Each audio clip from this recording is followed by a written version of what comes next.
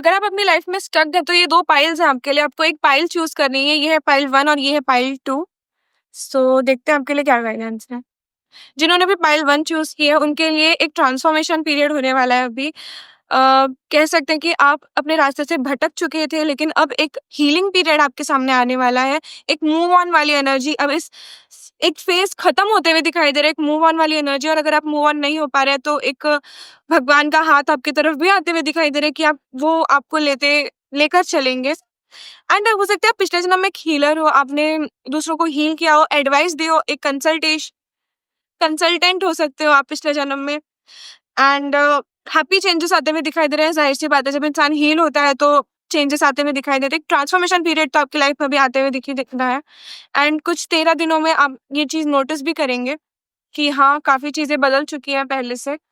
And ये emotions से related है कुछ। मुझे लगता है कि इमोशंस आपके बहुत ज़्यादा ही आप सोचते हो, एक छोटी-सी चीज़ को आप इतना ज़्यादा फ़ील करने लगते हो। कोई आपको छोटी-सी चीज़ कहता है तो आपको लगता है कि मतलब बहुत उस चीज़ को एकदम एक्सट्रीम में सोच लेते हो आप। किसी के लिए दया आती है तो बहुत ज़्यादा ही आने लगती है, मन करता है कि क्या दूँ इसको बस ऐसा। जिन्होंने अभी पाइल 2 चूज़ किया है, आप छोटी-छोटी बातों का स्ट्रेस लेने लग जाते हो। तो ये चीज़ आप पहले बंद करो कि हर छोटी चीज़ के बारे में नहीं सोचना है आपको। कोई भी चीज़ इतनी बड़ी नहीं होती जितना आप अपने माइंड में बना लेते हो। एंड पॉज़िटिव रहिए। आंसर्स जो आप ढूँढ रहे थे कि क्यों हुआ मेरे साथ में, ऐसा नहीं होना चाहिए था, या फिर जो भी आंसर्स आपके माइंड में थे अब तक, वो उनके आंसर्स मिलने वाले। जो भी क्वेश्चन थे आपके माइंड में उसके आंसर्स अभी मिलने वाले हैं।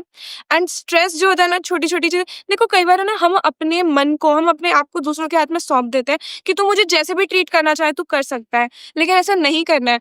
आप अगर अपने आप को दूसरों को सौंप दोगे तो आप सिर्फ़ आपको सिर्फ़ वो कंट्रोल करते रह जाएँगे और आप खुश नहीं रहोगे। तो पॉज़िटिव रहिए यहाँ पर। जो भी चीज़ आप सोच रहे थे उनके आंसर्स आपको मिलना स्टार्ट हो जाएँगे, लेकिन अपने जीवन की लगाम अपने हाथ में रखिए।